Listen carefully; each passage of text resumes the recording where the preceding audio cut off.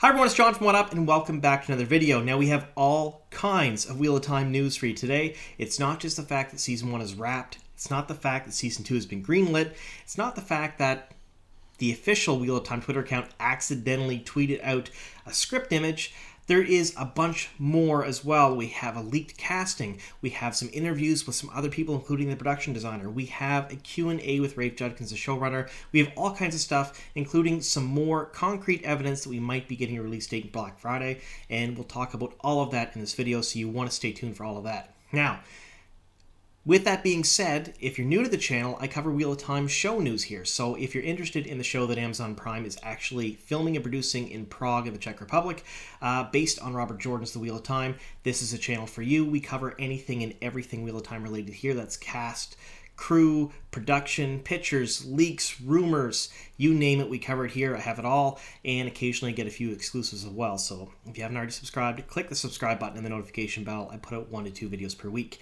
And you're going to want to be subscribed because we're getting very close to 10,000 subscribers. And when I hit there, I'm going to do a contest. And stay tuned in the next few videos for what that contest will be. Now, before we get into the video, spoiler warning.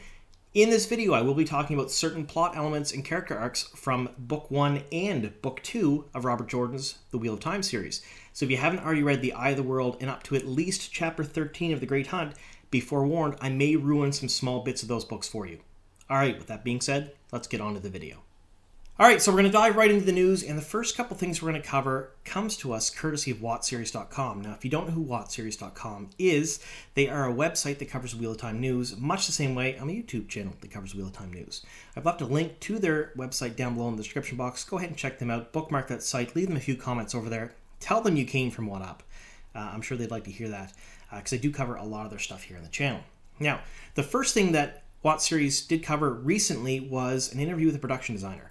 Now, Andres Nekvazel, and I apologize if I butchered that name, I'm really, really terrible at pronouncing names, did a interview with Premium Reporter, and he talked a little bit about Wheel of Time. Now, he's the production designer for the show, so Wheel of Time naturally came up.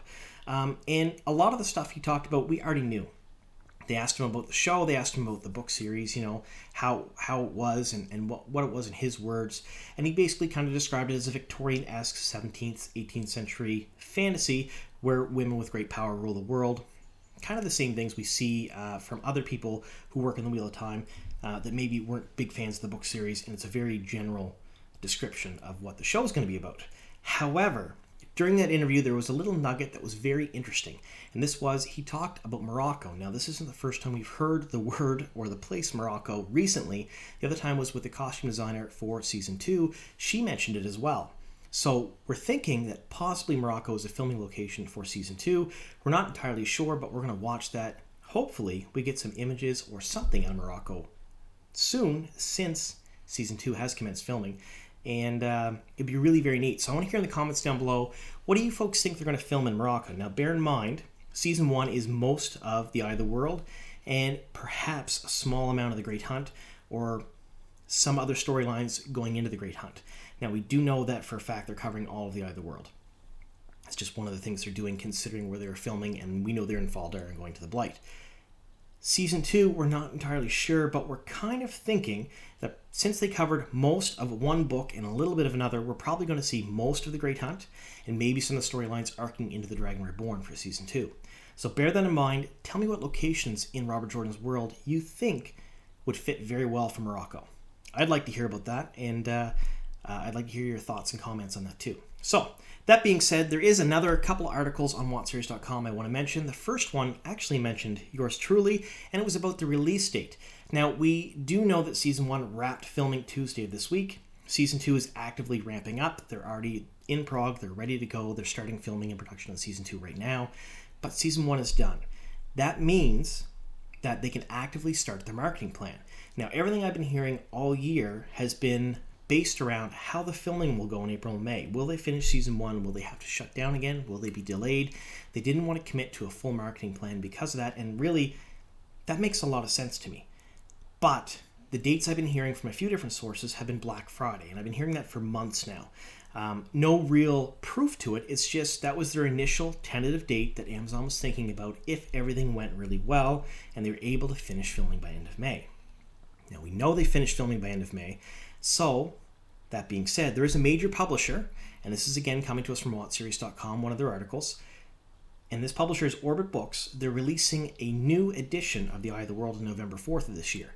Now, that's really cool, but why would they release a new edition of The Eye of the World in November of this year? It doesn't really correlate with any anniversaries, anything else. The last edition they released was the 30th anniversary, and that was, not too long ago. Why would they do this? Well, my thoughts are the show is probably slotted for Black Friday release now because, let's face it, they're done filming season 1, they have post left and marketing, and that's pretty much it before they actually release the season. And they're going to capitalize upon the release, especially around Black Friday, with a new edition of the book. That way they'll sell a whole bunch of books, they'll make a whole bunch of money, there'll be all kinds of stuff going on, probably other merchandise as well for Black Friday for the show, and then the show comes out. So that's my thoughts. So I think this is one of those little things that kind of pushes the rumor aspect of the Black Friday release more into the probable truth. So that's my thoughts on that. Let me know what you think. Are we going to see it in Black Friday? I definitely think we'll see it this year. Earlier is better. I'd love to see it in September or August. But like I said, I'm hearing Black Friday, so I'm hoping if it comes out Black Friday, we'll start seeing a trailer maybe in June, some other marketing over the summer. Be really cool. Now, we have a leaked cast member here as well, and this comes to us courtesy of Rob Christensen from the Weekly Wheel News. Now, if you don't know who the Weekly Wheel News is, I've left a link to their Twitter account down below in the description box. And basically what Rob does is he makes tabloid-esque artwork. So the tabloid-esque artwork features Wheel of Time characters and Wheel of Time situations. It's really very neat, and a lot of them do feature and they hang in the writer's room in Prague, which is really cool. Now, Rob happened across this particular actor, Mark Fletcher, when he was perusing the internet on Spotlight, and it shows that he is in episode 5, Blood Calls Blood, in the Wheel of Time as the lead warder. Now, I'm saying lead warder with quotations because it doesn't really give us a whole lot of information. Maybe perhaps his character has a name, but if they're billing him as lead warder, that's pretty vague. Maybe a small part, I'm not entirely sure. We do know that there's some battle scenes in and around that time. They filmed certain areas where they're filming battle scenes with Logain's army. I'm kind of hoping, thinking that maybe perhaps he's one of the warders in the battle. That'd be really very neat. So, who is Mark Fletcher? Well, he's an actor and he's been acting since 1978, and he's been doing all kinds of stuff, but most Europeans will know him as Captain Igloo, and that is the mascot of the, and I have to read this because Bird's Eye Frozen Food, a company that is not known to me here in Canada, but apparently quite popular in Europe. So let me know in the comments down below. Have you seen him in these commercials for Bird's Eye Frozen Food as Captain Igloo? I haven't. I had to look them up on YouTube. They're there. They're pretty neat. He does certainly look the part of a stoic warder. If you take a look at him, he has the gray beard. He looks like the most interesting man in the world, 100%. But, it is kind of neat. Now, with it being said that he's in episode 5 as a lead warder, will he carry on and be a recurring cast member or just a small part? We're not entirely sure just yet, but hopefully we'll find out soon enough. Amazon hasn't released any casting to us in the last few months. We're kind of hoping for some more soon, especially since they've wrapped season 1. And even some minor characters would be really neat to see. Now, we're going to get into that leaked, well, I wouldn't say leaked, I would say mistaken tweet by the official Wheel of Time account. All right, so this is the image we're talking about here. Now, this was mistakenly, and yes, I'm saying mistakenly because it was, tweeted by the official Wheel of Time account on Twitter.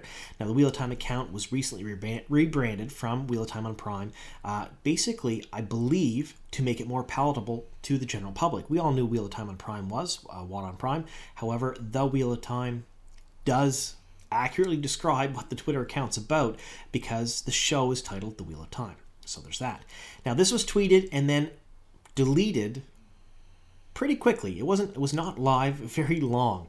I seen it. I flipped over to Discord on my phone to basically talk to a couple of people to tell them what I seen. I flipped back to Twitter and it was gone.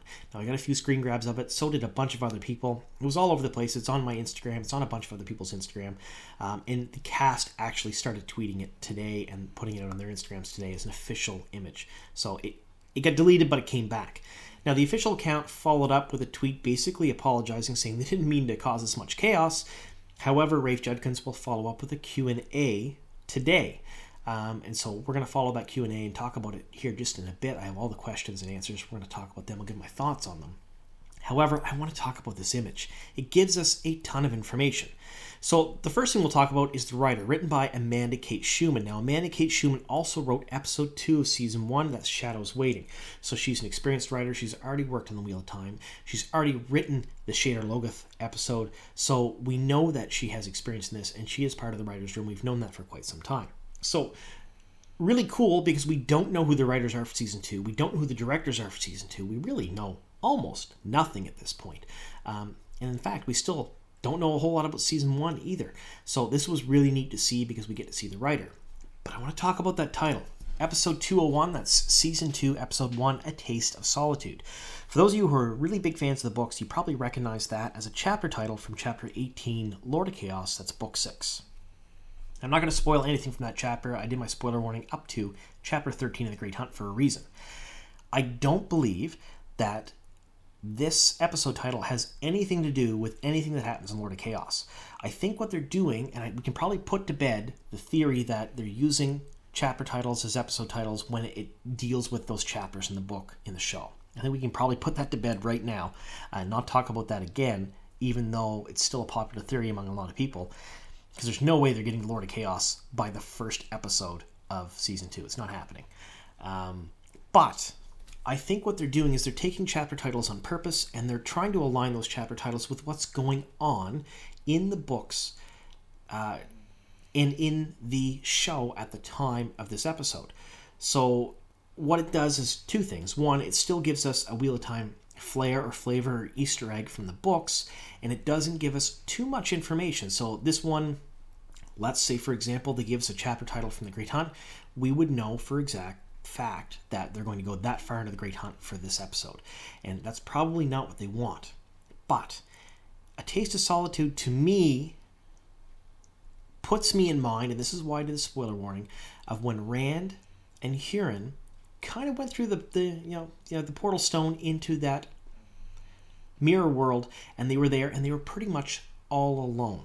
They met Selene, they were tracking the horn and whatnot there, but they were pretty much all alone. So I'm guessing, and this is pure speculation on my part, and I would love to hear everyone's comments down below on what you folks think that this episode title means and where they're going to be at this point. But I think that we're probably ending season 2, episode 1 with Rand disappearing through the portal stone and waking up in the empty world.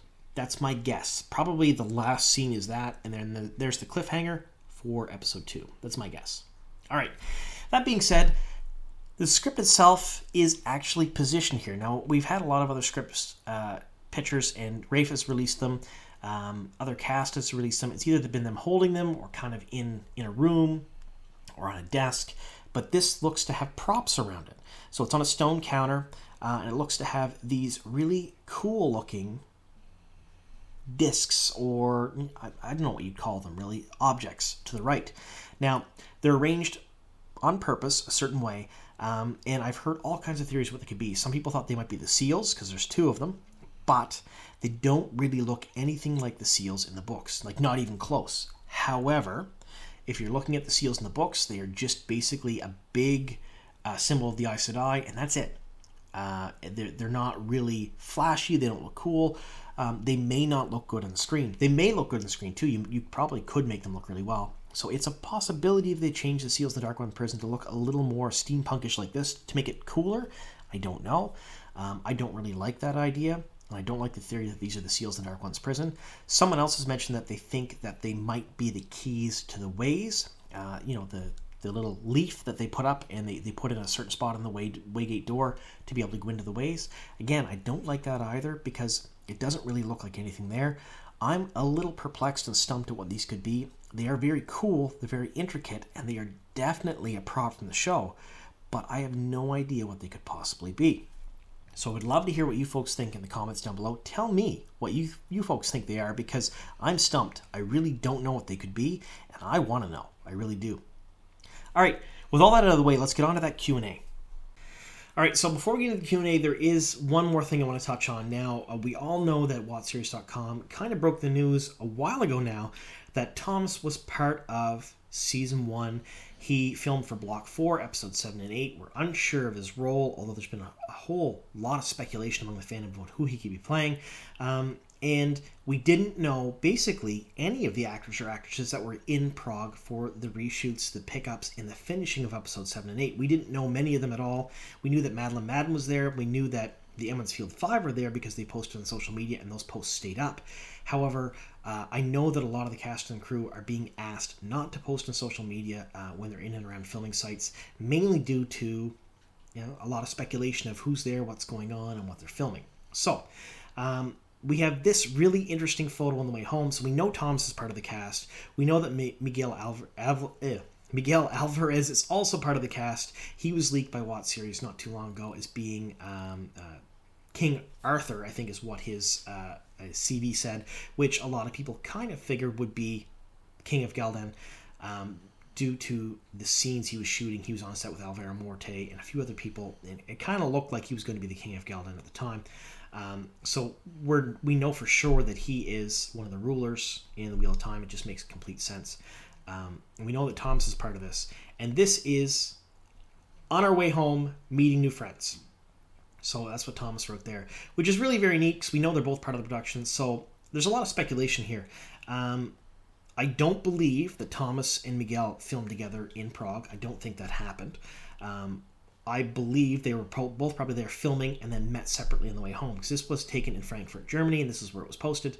So they probably just met. They knew each other working on the show. Maybe they weren't particularly friendly beforehand or didn't have many scenes together because it's meeting new friends. It means he's probably saying he hasn't met them before, or could be a complete red herring. Maybe they're great friends. They've done all kinds of scenes together. I don't know. It's just a really interesting photo that Thomas put up, and I thought it was really neat, and I wanted to share it with you folks. So if you don't follow Thomas on Instagram, go ahead and follow him over there on Instagram. He doesn't post a whole lot of stuff about the show or anything like that because he hasn't really been announced yet. But you sometimes get neat little tidbits like this with cast interacting, which is really very cool. All right, so now we're going to get into that Q&A with Rafe Judkins. And he answered a bunch of questions from the fans. I asked probably 10 or 12 questions myself. None of them got answered. And I didn't really expect any of them to get answered because I was asking some very specific stuff that would probably ruin some things for a lot of people. He tended to answer more general questions. So there's that. So we're going to go through these questions. I'm going to talk about them a bit. The first one is, what is the average running time of each episode? And that is a great question. And the answer was Amazon is great because each episode doesn't have to hit an exact time like you do in network TV. And these episodes are epic. So we're clocking in between 50 and 65 minutes each, which is pretty much what we kind of guessed. We guessed around an hour each, but they're telling us that some of them may go over an hour, some of them are a little under, which is really, really cool. That means that there's 8 episodes. It's a whole lot of Wheel of Time for us in Season 1. Next question. Congratulations on Season 1 wrap. Blink twice if a trailer is coming soon, and then he just kind of gave the surprise space there. I believe we're probably going to get a trailer sooner rather than later. I would say probably sometime in June is my guess. But again, who knows? Maybe we'll get it next week. We may not get it till late summer.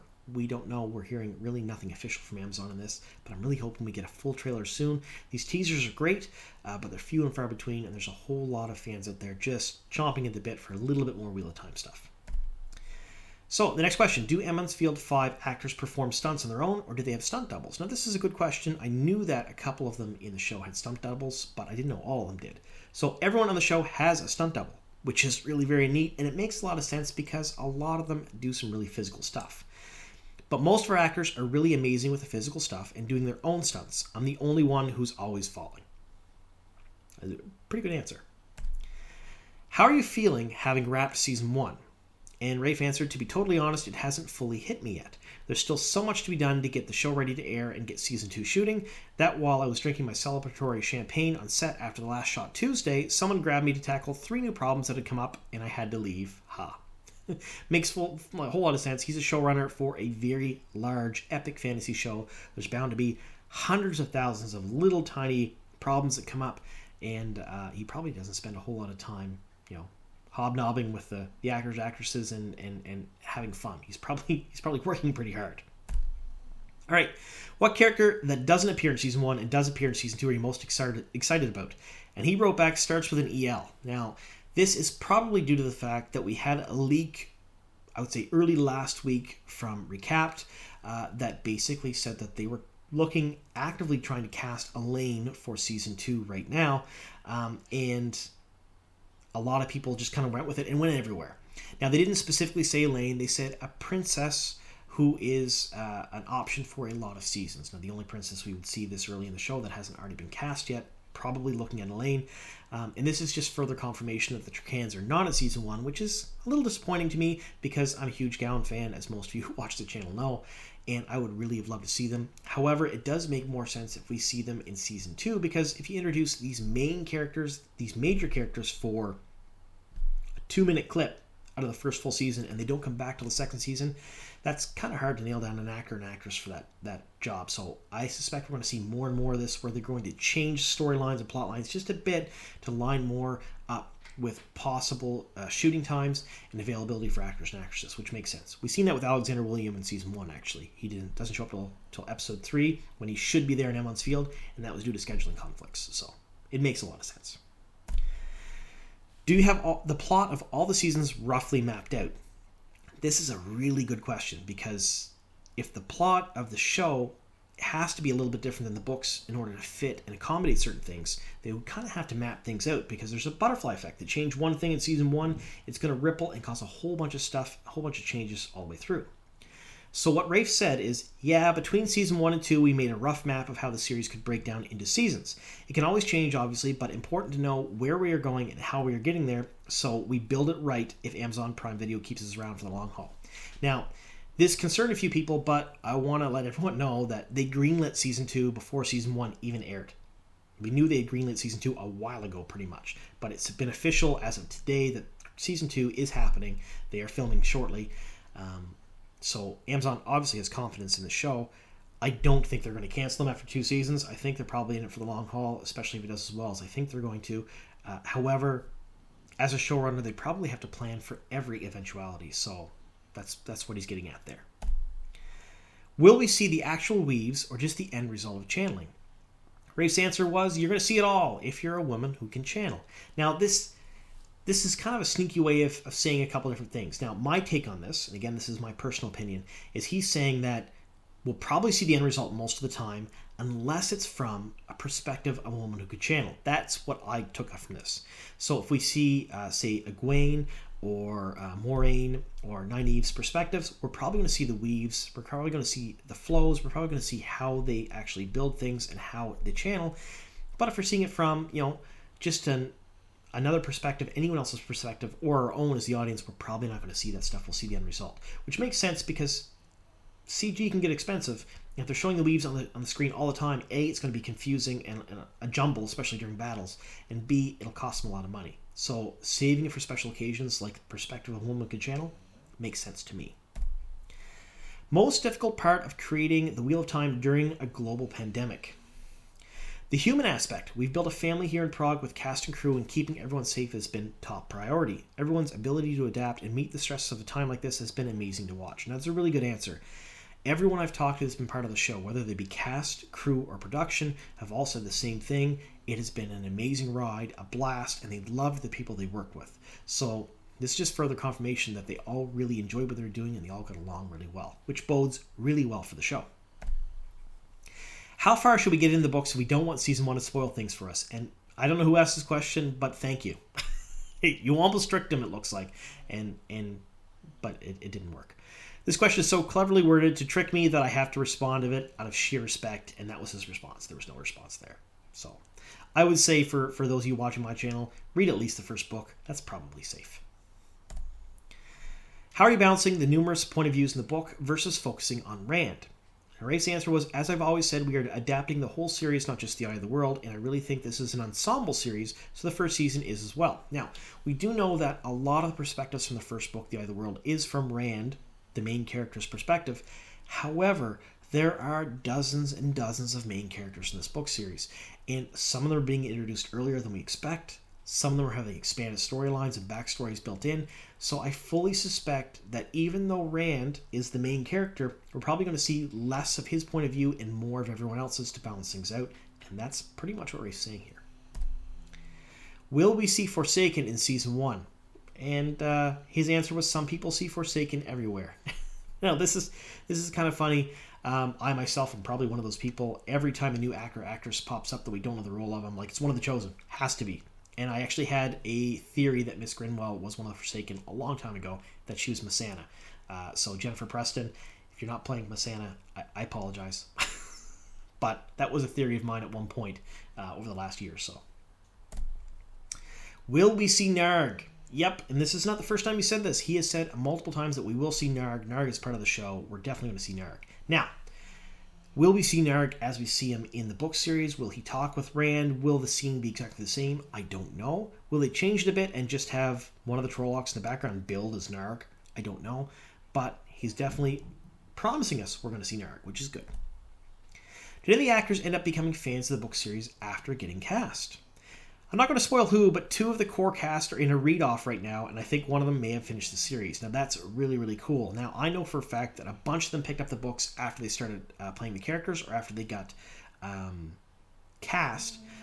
Rosamund Pike, Alvaro Morte, a few others have all picked up the book series. I don't know how far any of them got, of course. I have no idea. I've just seen social media posts and other things with them holding the books and reading it, so I assume they've read the book series. But this is neat to see that some of them have picked up the books and they're reading them. And I really like this because then at least they have a general idea of what the book series is about, even if they're not fully done the book series. So good on you. It's a long book series. It takes a lot to read. I myself am on my 53rd reread right now. I know. I know. I really like it. But every time I read it, there's something different to find out. So don't just read it once. Keep reading it. How many brands or Trollocs did you create for the show? So we leaned into the books and tried to have the Trollocs have as much individual character as possible. My favorite is the one we call Betty. Oh, man. Now, this does not necessarily mean that the Trolloc on screen will be Betty. It will have the name Betty. They will call it Betty. It could be just what the cast and crew called Betty. I do know that some of the Trollocs are Trollocs. Now, I got roasted really bad the last couple episodes about the pronunciation of Trolloc. I have said Trolloc for the last 30 years, reading it in my mind. I've only listened to the audiobooks once, and some of the audiobook pronunciations are incorrect, and some of them don't match up as much as I would like them to. So I can't take that as gospel, and I didn't do it more than once. So some of my pronunciations of certain terms and places and names may be a bit off. Some of it's due to my accent, some of it's due to how I speak, and some of it's due to the fact that I've said it my own way in my head so often reading the book series. And I think that for those of you who are upset that I'm pronouncing things wrong, especially Trolloc, I think you are all going to be pleasantly surprised when you see the show and realize that they're pronouncing other things differently than you would expect as well. For example, Daniel Haney doesn't pronounce lan, he pronounces it lawn. So just a bit of a difference there. But Betty, I like it. I really do like it. Will Season 2 take us to a lot of new locations? How big can the world get? Best thing about the Wheel of Time is the world keeps getting bigger and deeper, and we've got to deliver on that in the show, and that's amazing. So that makes me think we're probably going to see some of the major cities we see in Season 2. We'll probably see Camelin. Maybe we'll see some other cities. But at the very least, they know they're going to expand on it, and we're probably going to get a little bit of everything, which makes me really happy. Please ask Amazon Prime if they do a sweepstakes for a fan to be extra on the show. And his answer was at Amazon Prime Video and at Wheel of Time. Amazing. I would enter 1,000 times. I would do a lot to be an extra on the show. Let's put it that way. So if any of the cast, crew, production are watching, what do you want? Love the first look at the Trollocs. When are we getting more? Now, what Rafe answered, it does make a whole lot of sense. Sadly, there hasn't been a first look at the Trollocs yet. That was some accidentally leaked raw footage. I wouldn't call it raw. There was CG and VFX. Maybe it wasn't completely polished and done, but the particle effects and whatnot in it were indicative of a lot of VFX and a lot of work and time gone into it. Maybe it's not a finished copy just yet, but not fully raw footage. Then he went on to say, "We worked so hard to make the show. It's always a shame when you guys see stuff outside the way to have it planned. I'll tell you one thing, when I met with directors for season 2 who've seen the pilot, they had one thing to say. Those Trollocs." They were really impressed. Now, I talked to some people who were on set with some of the Shadow Spawn, and they said the practical effects for them are absolutely amazing. And that's all they would say. They would not say much more other than that, and that we're all going to be blown away, that they really put the time and effort into this. And I'm excited because I'm a big fan of that stuff. I love it, and I can't wait to see it. All right, so excited to progressively spiral downwards into raving madness. It's so funny that you think I'm not already there. Now this is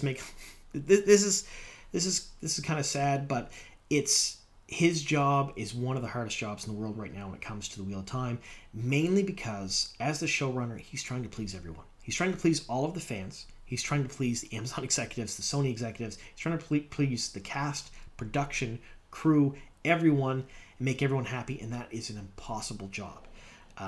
There are people out there that are going to be upset and not like the series no matter what happens. There are people out there that are going to be very upset that a certain prop is not the way they envision, that a certain character is not cast the way they want, that a certain set looks different than what the books say.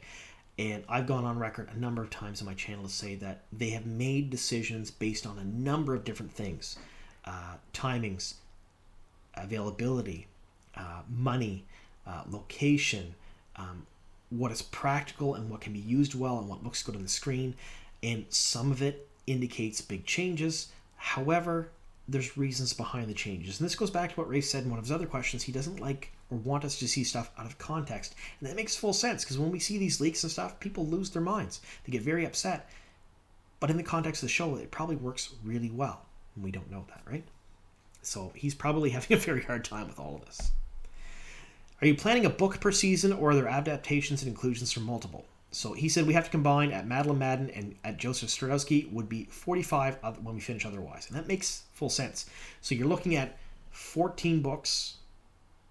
If they did a book a season, a year and a half, 2 years between each year, it's a long time. At least 14 years, if not 20 years or longer to film a full season. I fully expect them to go with 8 seasons, probably, maybe 7 for the entire series. And they're probably going to combine a bunch of storylines, combine a bunch of stuff in the books, and cut a lot too. They have to. So it makes sense. Will Lan's cool cloak be featured in the show? Now, this is the color-shifting water cloak they're talking about. I love Lan's cloak in the show, but much like Aes Sedai Agelessness, if it's an effect that's going to cost a fortune every time a character is on screen, it's a bad use for money. Unless you all want to see Season 1 of the Wine Spring Inn, and then you can have color-changing cloaks. So, he has verified here that we're not seeing the water cloaks. So that has gone the way of the agelessness. We're not seeing it anymore. Now, I know, I'm telling you right now, there's going to be probably 20 comments down below, people freaking out. They can't do that. It'll ruin the show. It's against Robert Jordan's vision. They shouldn't have it. I'm telling you right now, Harriet's consulting on the show, so is Brandon Sanderson. They're okay with it. I'm okay with it.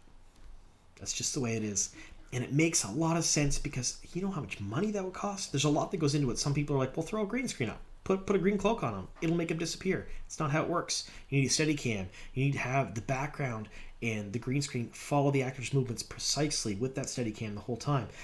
I don't know a whole lot about VFX and stuff, but I do talk to people who do, and they have told me that some of the things that we would like to see are probably cost prohibitive, and Rafe is saying the same thing here. So there are going to be cuts to things that people expect to see. But I mean, would you rather them include a city or water cloaks? That's my take on that. All right, who's been the hardest character to write for so far? Perrin is the hardest. His interior monologue in the book is the biggest part of his character, so bringing him out of the show is always something we have to build really consciously. Luckily, at Marcus Rutta just exudes Perrin every minute, so it makes our lives a lot easier. Now, this makes a lot of sense. So there are a whole lot of inner monologues in the book series, but Perrin's are excruciating. There's a lot of them, and they're always very painful. He's very conflicted. He talks to himself in his mind a whole lot. And then later on, he gets to talk to the wolves instead of himself. But it's a lot. And monologuing, while it can be great, excessively can ruin a show. So I would love to be able to... I can't wait to see how they're working this, but it sounds like they're not doing too many internal monologues, which makes me really happy because I don't want to sit there and listen to a character talk in his head for 40 minutes every episode. Have you started writing season 2? Yeah, the awesome season 2 writers have been working throughout the year, and we already have a bunch of great scripts ready to go. Now, I knew they've been working. The writer's room is now at the point where they're polishing up the scripts and getting ready to go, and that's amazing. It's really good to hear. So that's Rafe's Q&A. That's my thoughts on it. Let me know in the comments down below what you think. Now, like I said earlier, there's going to be a bunch of comments about the water cloaks. There's going to be a bunch of comments about the Trollocs and my pronunciations, of course. That happens every video. Bring them on. I'd love to hear them. But what do you folks think? Are you getting more excited? Are you can't wait to see the show? You think we're going to get a trailer soon? When season 1 comes out, I plan on doing multiple videos per episode, Easter egg videos, what we've missed, the changes, reviews, everything in and around the show. And at that point, and we're looking at probably this fall, I'll probably do Amazon Prime subscription giveaways at the same time for every episode. That's my plan right now anyway, which would be really very neat. But until then, all the news, all the rumors, everything we have, I'm going to break it all down. Every single little tidbit of knowledge we get, I'm going to talk to you folks about it here because I'm having a blast. And I've mentioned this before. I don't make a whole lot of money doing this. I don't have a Patreon. I don't have a store. I don't push this as a business. I'm doing it because I like it. I'm doing it because it's fun. And I'm doing it because I enjoy the Wheel of Time. And as long as I enjoy doing this, I'll keep making content. So there's that. All right. I want to thank you all very much for sticking with me here to the very end. And here's to many more.